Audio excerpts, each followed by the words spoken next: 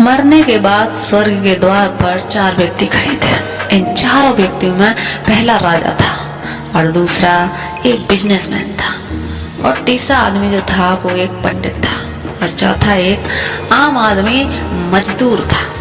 तो 4 लोग खड़े थे। किसी को भी यह पता नहीं था कि कौन स्वर्ग के अंदर प्रवेश कर पाएगा और कौन वहीं से वापस लौटा दिया जाएगा।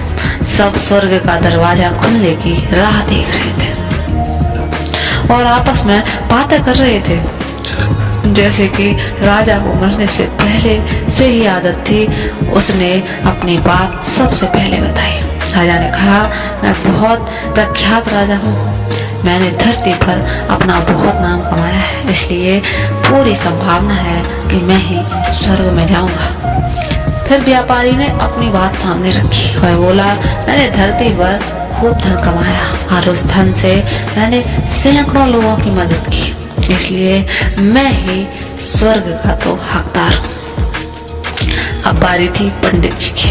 तो पंडित ने मुंह खोला और सबको यह कहा, चाहे तुम जो सोच लो, लेकिन यह बात तो तय है कि स्वर्ग के दरवाजे खुलेंगे तो मेरे लिए। सब जानते हैं कि पंडित दिन रात भगवान को याद करते हैं, इसलिए स्वाभाविक है कि स्वर्ग में पंडित का स्वागत किया ही जाएगा। जब सबने अपना पक्ष रख दिया तो सबकी नजर उस मजदूर पर गई और मजदूर चुपचाप अपनी नजरें नीचे झुकाए बिना कुछ बोले वहीं पर खड़ा रहा। स्वर्ग का दरवाजा खुला और वहां पर एक देवदूत आकर खड़ा हो गया।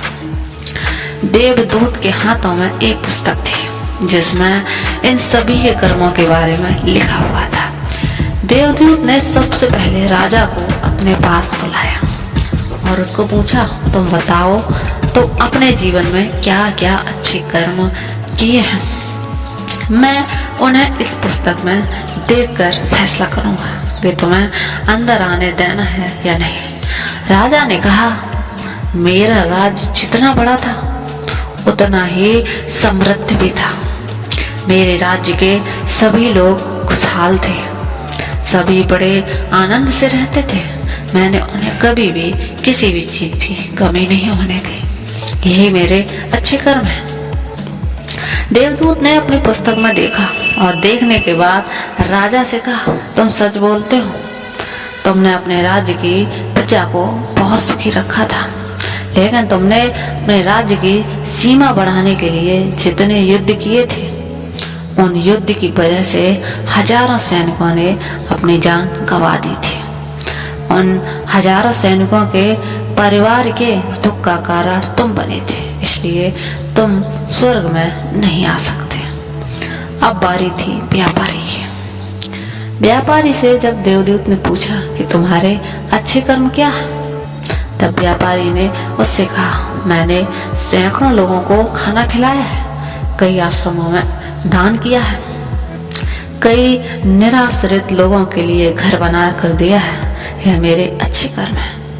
देवदूत ने फिर से अपने पुस्तक में ध्यान से देखा और देखने के लिए बाद व्यापारी से कहा, तुम्हारा कहना भी बिल्कुल ठीक है, तुमने भी बहुत दान और धर्म किया है, लेकिन यह दान धर्म तुमने जिन पैसों से किया है, उन पैसों को कमाने के लिए तुमने ना जाने कितने झूठ बोले हैं, कितनी हेरा फेरियां की हैं और कितने मिलावटें की हैं, इसलिए तुम भी स्वर्ग में तो नहीं आ सकते।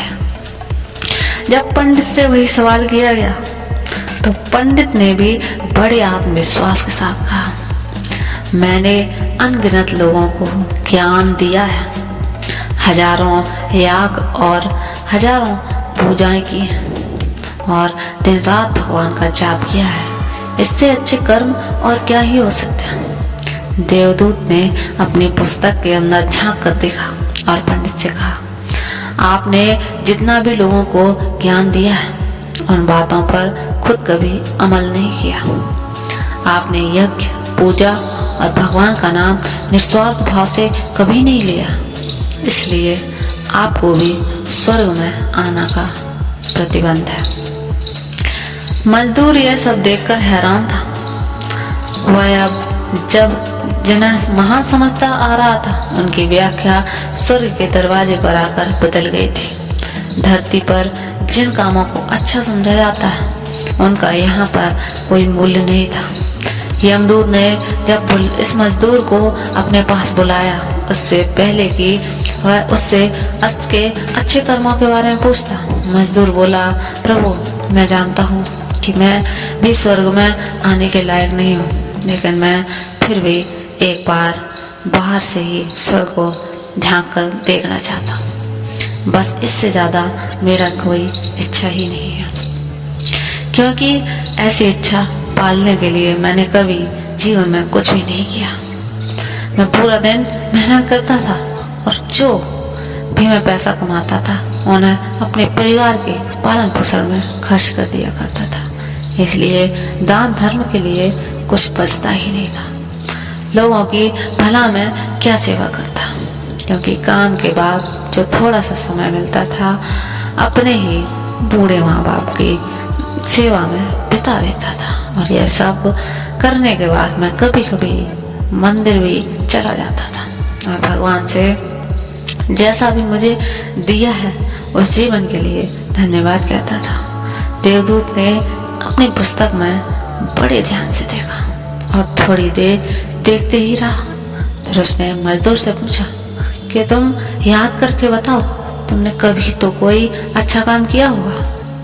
मजदूर ने थोड़ी देर सोचने के बाद बोला, हाँ मुझे थोड़ा थोड़ा याद है। एक बार मैं बहुत भूखा था और मैं खाने बैठा ही था कि एक बहुत ही कमजोर कुत्ता जो ठीक से चल नहीं पा रहा था वह मेरे पास आ गया और मेरे खाने को देखने लगा और तब मैंने अपनी रोटी उसे खिला दी। और उस दिन मैं खुद भूखा सोया था। मजदूर की बात सुनने के बाद देवदूत मुस्कुराया और मजदूर को बड़े सम्मान के साथ स्वर्ग के अंदर ले गया। दोस्तों, अच्छे कर्म लोभ मोह माया इन सब भाव में आकर नहीं किए जाते और ना ही उन्हें अच्छे कर्मों की श्रेणी में गिना जाता है। निस्वार्थ भाव से किया गया एक ही अच्छा कर्म भी आपके जीवन के सारे पाप धोने की शक्ति रखता है। इसलिए जब भी मौका मिले निस्वार्थ भाव से और अच्छे मन से अच्छे कर्म